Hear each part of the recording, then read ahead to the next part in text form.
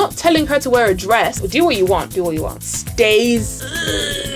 Who told you that? And let's not talk about you guys that say you eat more than you do. I can't agree to that. Absolutely not. Mind your business. Exactly. Hey guys, welcome back to my channel. Today I'm going to go through propagandas that I refuse to fall for as a gym girl. Yeah. Number one, only seeing food as fuel. I can't. I understand the idea behind it, and I understand why it's so promoted to see food as fuel if you want to lose weight, if you want to keep like, you know, an amazing physique. But at the same time, I really love food, and I find food gives me joy, and I find food gives me comfort. Now, where I understand, coming from someone who has binged before and who does sometimes as well, is you do need to understand your hunger cues. You do need to understand when you need to stop eating. And that is very much important. I think that's what we should be promoting rather than just seeing food as fuel alone. I don't think you need to view it as something bad if you like food. If you like food, you like food. Like, I don't see the issue. You just need to understand moderation. That's it, guys, which I am learning how to do. Like, I'm training myself. I'm teaching myself how to eat in moderation and stop when I'm full and start when I'm hungry. Exactly. Next, walking is not a form of cardio. Who told you that? Who told you that? I saw this creator say that she doesn't see walking as a form of cardio, and I can't agree to that. If it wasn't a form of cardio, a lot of people wouldn't be losing weight. I wouldn't have lost weight initially without it, so I don't see the issue here. Yeah, because you can lose weight. Also, walking 10k steps a day probably burns around 250 calories for you, and you can eat in a 250 calorie deficit, so you don't have to eat, let's say, a 500 calorie deficit. You can just eat in a 250 calorie deficit, and the walking does the rest of the work for you. It helps a lot of people, especially people who are very short, who, let's say, don't have a lot of, you know, calories to work with. So I don't see the issue. Walking is a form of cardio. Number three, high reps, low weights. Excuse me, why? And I understand that a lot of people are saying this is how you get the Pilates body, and don't get me wrong, like, I wish, but at the same time, I would rather just smash 4 to 8 reps and just get it done. Sometimes even with the program that I've got, I feel like I spend too long in the gym and I just want to leave, and sometimes have no time, energy for cardio. So why am I gonna make it longer for myself? Absolutely not. Also, I like to feel strong, mate. You know, I like to lift. Anyways, yeah. Number 4, gym modesty. Mind your business. You shouldn't be focusing on what I'm doing in the gym. If you're working hard enough and if you're getting that pump like you should be, you shouldn't care what I am doing or how I am dressed in the gym. If I want to wear shorts, I'm gonna wear shorts. If I want to wear bra, I'm gonna wear a bra. Do you understand what I'm saying? I don't understand why it's become such a big conversation or how it's gained so much publicity, this conversation, but I think it's the most silly thing that we've ever had to engage in ever in my entire life, in the entire history of TikTok. I think it's so silly. Let people wear what they want to wear. If you're really that bothered, leave. Also, I feel like people who are content with where they are in their gym journey, or people who like themselves, I'm so sorry to say, don't care enough about what other people are wearing. It be the ones that are, you know, not exactly where they want to be, that are just projecting. It's giving jealousy, I can't lie to you, and it's not cute, is it? No. You're supposed to look at someone and be like, oh my god, girl, I appreciate you. Yeah, oh my god, yeah. Not telling her to wear a dress. Number 5, Debloat drinks. If I see one more creator saying, oh, what I eat in a day, oh, I start the day with a Debloat drink, I will lose it. I will lose it. Nothing is making you debloat. Nothing is making your stomach flat. You are eating less. And let's not talk about you guys that say you eat more than you do. But you are eating less, yeah? And you are working out. You're being active. You're moving your body. That's why your belly is flat. That's why you've got a flat tummy. Not because you're debloating in the morning. Also, we are women. We are gonna bloat at certain times. And some people do have terrible gut issues, me included. But at the same time, there's other solutions. Debloat drinks don't do anything for you, guys. I promise you, they are just grinding spinach into a cup and telling you to drink it, and they're making you pay £40 for a little sachet. Yeah, don't do it. Number 6, consistently cutting and bulking. I don't know how you guys do it, and honestly, I have so much more respect for people who do this consistently, constantly, people who are in a constant People who do this all the time, honestly, I respect you guys a lot more. I didn't used to understand it, but I do. I have been on and off in a deficit since I started this journey of mine, and I can tell you for a fact that I can't take it mentally to do this all the time. Honestly, it's not great. I don't know how I would feel if I had to lose a little bit less fat at a time. I would feel a lot better, but right now I don't like it, and I don't see myself doing this again. It's one of those things right now in my head. I'm like, get skinny once and never get big again. That's my goal, and that's how I'm going to stick to it. It stresses me out. It makes me quite sad most times. It's very hard, difficult mentally. Also, it's been proven that you can gain muscle whilst in maintenance. You can do it. Yes, it might be a little bit slower than the rest, but this is a lifelong journey. It's not a journey for now. Do you get what I mean? And I understand the crave to want to see your body a certain way, but got a lot of time, you know, just take your time with it, honestly. I mean, do what you want, but that's what I'm not gonna do. Number 7, glute over flat tummy. I cannot do it. I don't think I've cared about having a big bum for as long as I can remember, honestly. When you're younger, when you're growing up, you care. Well, you just, you know what I mean? But right now, honestly, I really don't care. I appreciate it when I see it. I can't lie to you. I do be like, oh, this is amazing. But I don't care enough to prioritize glutes over flat tummy. I kind of want the flat tummy over the glutes, because the last time I had a flat tummy, way too long ago. So I need to see it again. Another thing, protein shakes, meal replacements. What's going on? You know, when I see like people doing, again, I love to watch what I eat in a days, and someone says, oh, my meal 1 is a protein shake, or I have what's that thing called? Fuel meal? Something along them lines. And I'm just like, fuel! I think. Are you full though? Is it hitting the right spots though? Are you satisfied? Can't do it. I need food. I need actual whole food. Like, I need to chew my food. You know what I mean? Like, we could do like soups and stuff, but even then it can't just be straight soup. Like, I need to have some chunks in there. Like, I need to chew on something if I'm gonna call it a meal. Number 9, online fitness coaches. Why have we got so much? Don't we have to go to school for these things? I'm so sorry. The amount of online fitness coaches that I've seen out here is too much. It's too much. We all can't be doing the same thing. Absolutely not. You know what I don't understand as well? Some people, I'm not even trying to be rude, yeah, but some people lose weight, or some people gain weight in 3 months and start calling themselves online fitness coaches, saying, oh yeah, I've got a program that you can buy, I can teach you, I've got one-to-one coaching, one-to-one this, one-to-one that. No, you don't.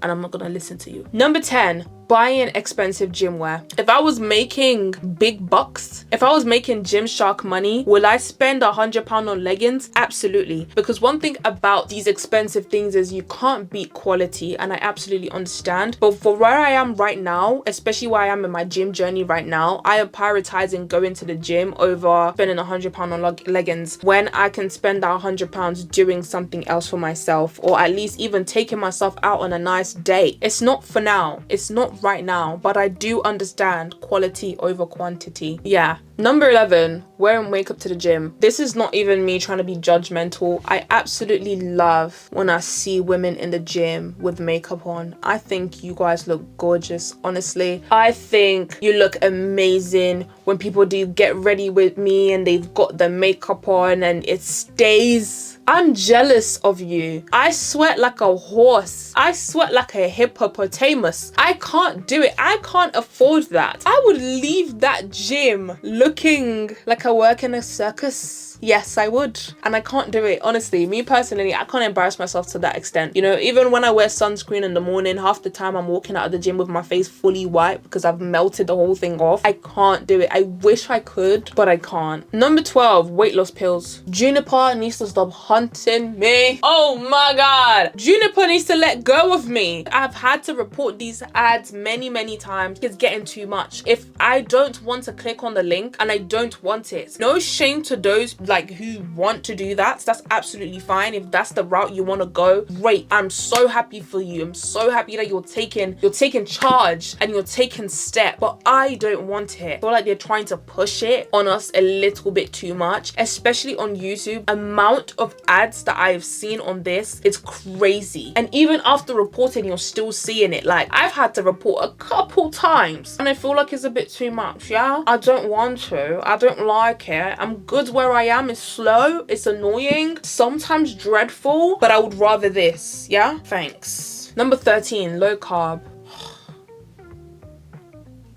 Not low sugar, but low carb. I went low carb for 6 months. I enjoyed it, but I didn't at the same time. It helped me in many ways, but at the same time, I don't think I can ever do that to myself again. I did try it for like a week after coming back from my holiday, and I genuinely felt so down. I don't know what it is. Like, it feels like I have this sudden wave of depression on me each time I try to go low carb. Already being in a deficit is really hard on my body, on my mental health, on just my mind, my body. I start to feel anxious. It's just weird. I've tried to find other people who relate to this, but maybe I'm not doing my research well enough. Each time I'm in a deficit, I already feel weak, I feel tired, I feel mentally drained, mentally exhausted. Talk less of actually taking carbs out of my diet. I don't care how low of calories I'm eating. I am not cutting out carbs again. I'm going to eat my carbs when I want to eat my carbs. Also, when people tell you that you're gonna gain water weight, yes, you're gonna gain water weight when you increase your carbs, but guys, it's going to level out after a while. You're just gonna need to force your body to feel fine eating carbs and not gaining so much water weight. You'll be fine, honestly. Like, it's never that deep. Number 14, low fat diets. I can't. I think as women especially, fats are very important for us, for our hormones, everything. To go low fat means that I'm not enjoying food either, and I can't do it because, let's be real, fat is where the taste is at. And you're telling, oh, fat is where the taste is at. I've been there, I've been back.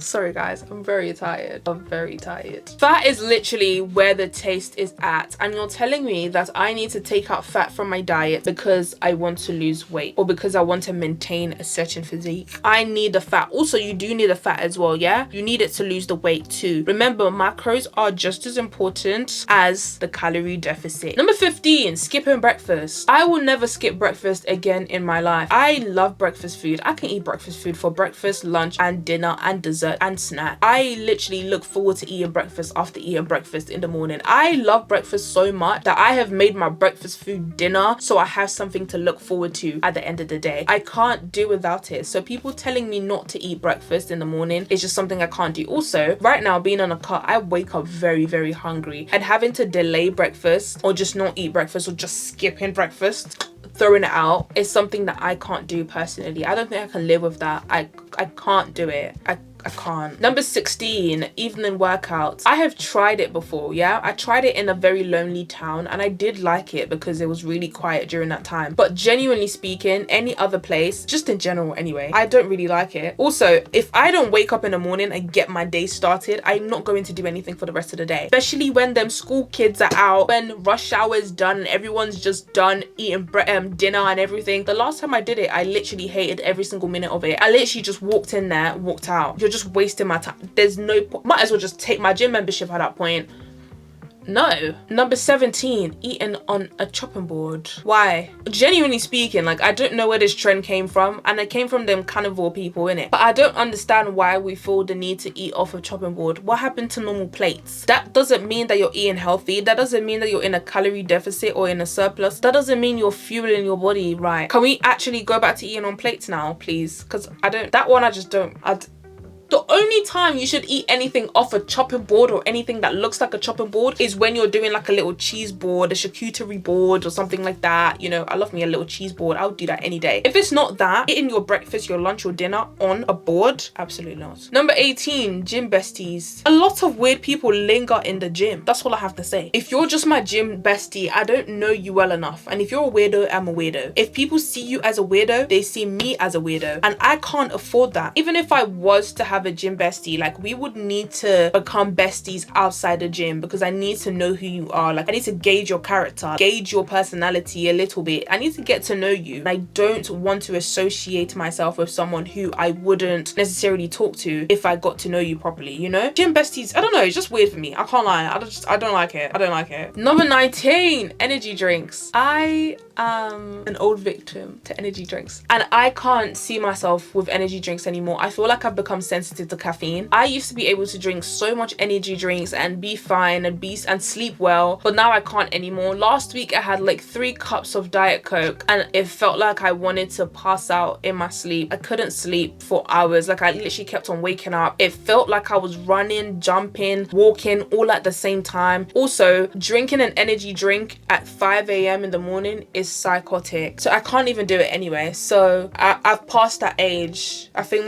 no. Number 20, weighing myself every day. Now, I used to do this and it was actually very good for me to weigh myself every day. It allowed me to like know exactly where I was on my average every single week. But now that I've gotten to a point where I'm starting to hate like how long I'm spending in a deficit or how long I'm spending having to lose weight, I have just stopped. So I literally only weigh myself once a week. If I'm happy with what I see in the mirror, I stop cutting. If I don't like what I see in the mirror, we carry on going. I feel like that rhymed as well. Did it? I can't weigh myself every day. It's too much. I feel like it's just no, it's too much. It's too much. It's too much. It kind of messes with you a little bit. I understand that the scale does, you know, tell us a lot. At the same time, it really doesn't. If you feel happy with where you are, be happy at the end of the day. Do you get what I mean? Doesn't really matter. But yeah, propagandas that I would not be falling for, I refuse to fall for and will never fall for. Okay, I might fall for a couple. I hope I've been able to enlighten you and open your eyes to see that there's certain things that you do not need and certain things that you do need in your fitness journey. Thank you for watching this podcast. Thank you for watching Juwe's News. Thank you for watching. Thank you for watching. Bye.